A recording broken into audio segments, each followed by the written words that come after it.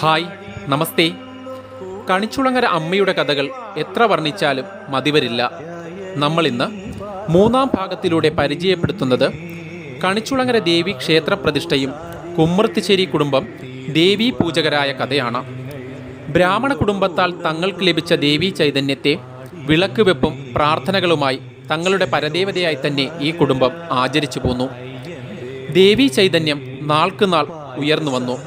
അക്കാലത്ത് ഇന്ന് ക്ഷേത്രം നിൽക്കുന്നതിന് പടിഞ്ഞാറ് ഭാഗത്തായി കുമ്മൃത്തിശ്ശേരി ശ്രീമൂലസ്ഥാനത്ത് ഒരു കുര്യാലയിലായിരുന്നു ദേവീ ചൈതന്യം കുടിയിരുന്നിരുന്നത്.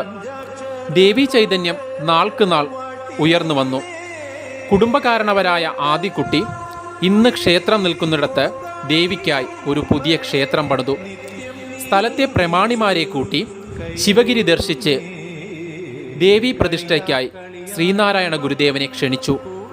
ക്ഷണം സ്വീകരിച്ച ഗുരുദേവൻ തൻ്റെ ശിഷ്യരിൽ പ്രധാനിയായ ബോധാനന്ദ സ്വാമികളുമായി കണിച്ചുളങ്ങരയിലെത്തി. ദർശനമാത്രയിൽ സർവശക്തി സ്വരൂപിണിയായ ദേവീ ചൈതന്യം തിരിച്ചറിഞ്ഞ ഗുരുദേവൻ നിത്യപൂജയ്ക്കായി നിർദ്ദേശം നൽകി. എന്നാൽ അക്കാലത്ത് നടന്നു പോന്നിരുന്ന സംക്രമ വിളക്കുവെപ്പ് പൂജ പോലും നന്നേ കഷ്ടത്താൽ നടത്തിപ്പോന്ന കുമ്മൃത്തിശ്ശേരി കാരണവർ ഗുരുവിനെ കാര്യം ധരിപ്പിക്കുന്നു. പഴവും ശർക്കരയും ചേർന്ന ത്രിമധുരം നിത്യം നൽകിയാൽ മതിയെന്നും ഇങ്ങനെ ചെയ്താൽ ദേശത്തിനും ദേശവാസികൾക്കും സർവ്വവിധ ഐശ്വര്യമുണ്ടാകുമെന്നും ഗുരു കൽപ്പിച്ചു. ഗുരുകൽപ്പന ഇന്നും ക്ഷേത്രത്തിൽ ആചരിച്ചു പോരുന്നു. ക്ഷേത്രപ്രതിഷ്ഠകൾ തൻ്റെ ശിഷ്യരിൽ പ്രധാനിയായ ബോധാനന്ദ സ്വാമികളെ ഏൽപ്പിച്ച് ഗുരു മടങ്ങി.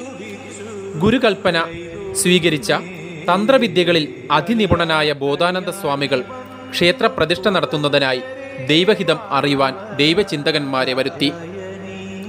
അക്കാലത്ത് പ്രഗത്ഭരായ പല തന്ത്രിമാരുടെയും പേരുകൾ ഒഴിവു നോക്കി. ഒന്നും തന്നെ ദേവിക്ക് ഹിതമായി കണ്ടില്ല. ആ സമയത്ത് സ്ഥലത്തെ പ്രമാണിമാർ ചേർന്ന് ഇത്രയും കാലം ദേവിക്ക് വിളക്ക് വെച്ച് പൂജ കഴിച്ച ആദിക്കുട്ടിയുടെ പേര് നിർദ്ദേശിച്ചു. ഇത് പൂർണ്ണമായും ദേവി അംഗീകരിച്ചു.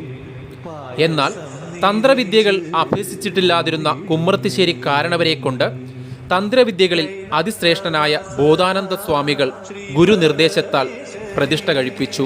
അങ്ങനെ ദേവി പ്രതിഷ്ഠിതയായി.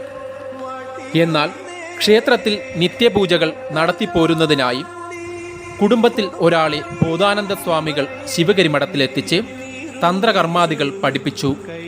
കണിച്ചുളങ്ങര അമ്മയുടെ ചൈതന്യം അനുദിനം വർദ്ധിപ്പിക്കുന്നതിനുള്ള ഉപാസനാക്രമങ്ങളും ഉപദേശിച്ചു. ശിവഗിരി മഠത്തിൽ നിന്നും ലഭിച്ച ഉപദേശങ്ങളും പൂജാക്രമങ്ങളും